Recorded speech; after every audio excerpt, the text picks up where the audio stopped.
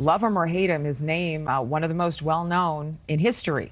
With us, Alex Little, former federal prosecutor, and Robert Patillo, civil rights attorney and radio host. It's no secret that this is one of the biggest stories approaching 2024. Alex, I'm going to start with you. There have been some questions about whether the Espionage Act should apply in this particular indictment. Mr. Trump not accused of spying or otherwise assisting a foreign adversary. What are your thoughts? Well, it does apply in terms of the statute, what's been charged. I mean, they're not alleging that he has spied for a foreign nation or anything like that, but there is a crime under the Espionage Act of willfully retaining national defense information. That's what the indictment alleges, and that's pretty clearly one of the things that's prohibited by the act.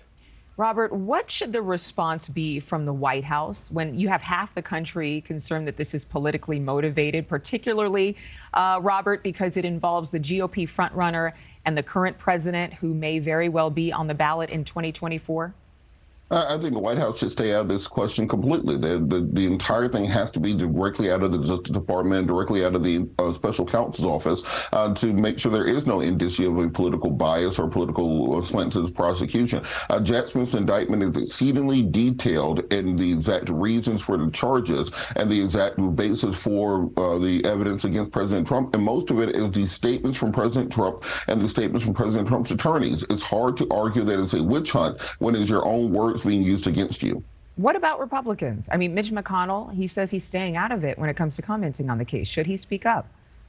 No, I think this should be a strictly legal question. There's a big distinction in our system between the legal aspects and the political aspects. Politically, this helps President Trump. Politically, this clears the Republican primary field. And if President Trump believes himself to be not guilty, indeed, then he doesn't need to talk about whataboutisms. He doesn't need to talk about this being politically motivated. He should simply say, I'm an innocent person. I plan on being vindicated by a jury of my peers. I understand and I support our justice system. I support our Constitution. I support the prosecutors who are bringing this case, but I believe that the facts and the evidence will show that I'm not guilty. He's not saying that. He's simply saying, yes, I did it, but I should be allowed to do it. I don't think that will fly to federal court. Well, and you also mentioned, that he should just talk about his innocence and not focus on what he thinks about the justice system. But clearly, there are a lot of Americans who have questioned what the intentions are behind the DOJ, the FBI. Alex, what would you say exactly to those who point to this as prosecutorial overreach rather than prosecutorial discretion? I mean, I would say two things. One, there's an indictment out there they can read. I think the special counsel has written it in a way that the public can read, that's accessible, and folks can sort of make a decision for themselves about whether these charges were appropriate. The indictment's pretty clear on why the special counsel thinks they're appropriate. The second part is now we're in the criminal justice system. The president has a legal team. He's going to be able to bring motions to the court. If he believes this is, selective prosecution, he can make that motion now, and we'll get to see what sort of evidence they have to support that. I mean, now that we're in the criminal process, he's been charged, things are starting, he can start to make those arguments in court where they belong. Robert, the perception is reality for so many right now, and it has been for quite some time.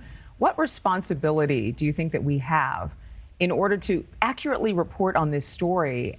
Do people need to hear how this is a valid and viable indictment over and over and over again, considering how much of a cloud has been cast over our justice system as a result of what a lot of people believe has been a hit job?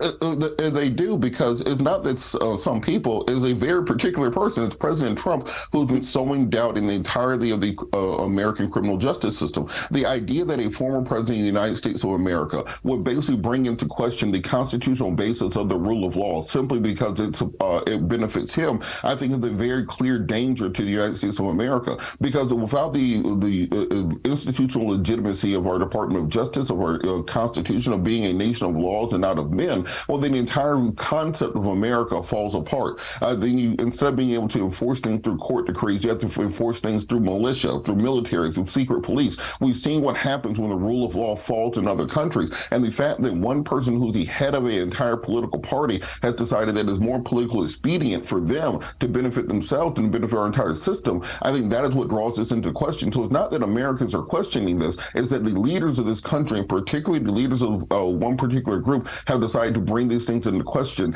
They should simply stand on their own innocence instead of trying to destroy the system of justice in order to protect themselves. I think there are a lot of people who disagree with you, though I think that your points are valid. Many Americans doing their own research just question a lot of things, but we're in an era of skepticism. Alex, do you think this is going to be a speedy trial?